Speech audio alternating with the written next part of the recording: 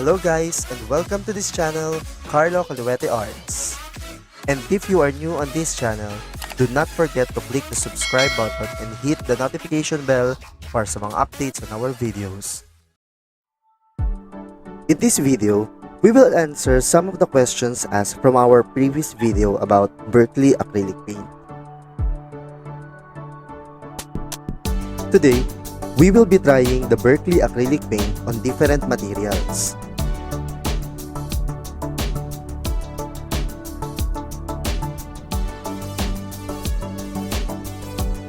These are the materials that we will be using.